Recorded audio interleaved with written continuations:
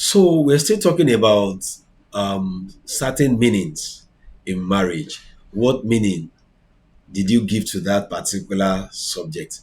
What meaning did you give to that concept? You have been hearing about it, you have been hearing it, you have been saying it. Do you understand? Do you actually have a meaning for it? Do you know the meaning? Or what have you discussed concerning that? What meaning or what understanding do you have concerning that particular thing? So we've spoken about a few of them. So today we're going to be talking about another one, which is boundaries. What does boundary mean to you as an individual? What does boundary mean to you as a couple? Have you actually determined the meaning of boundaries? Or maybe I should ask, of course, somebody asked me a similar question recently, that is it good for couples to have boundaries? And on the surface of it, without asking further questions, my answer is yes. Now, my answer is no. It is not proper. It is not ideal for you to have boundaries as far as marriage is concerned.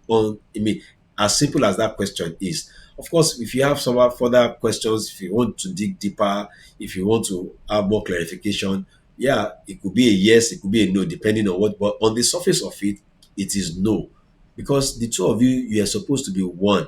And if you are one, except you are saying as an individual, you also have boundaries. And now, when you say boundaries for you as an individual, that may now mean your values. What are those things that you will not do normally? For example, when it comes to the subject of money, some people can go to any extent to make money, whereas there should be boundaries. So when it comes to spending, maybe we have agreed that this is what we're going to spend on this is what we're going to do on this. That could be boundaries for us as a couple, and a joint one for that matter. Talking about intimacy, some people may have boundaries. Oh, we don't go beyond this particular level. We don't do this.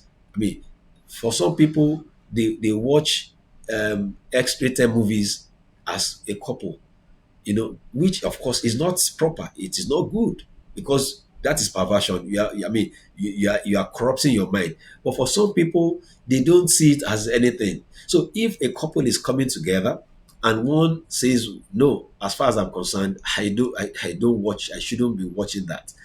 And the other spouse is like, oh, I don't, there's no problem as long as I'm doing it with you.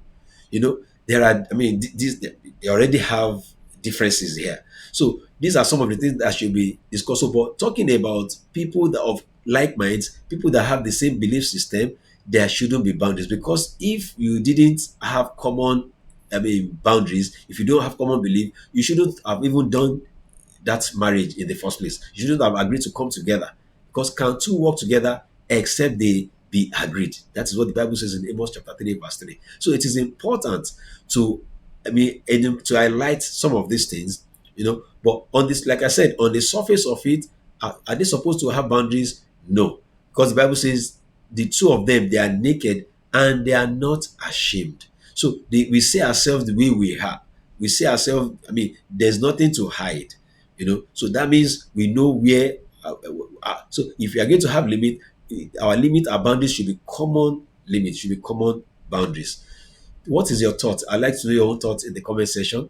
Are they supposed to have boundaries or not? God bless you. Till the next time I come your way, remain blessed.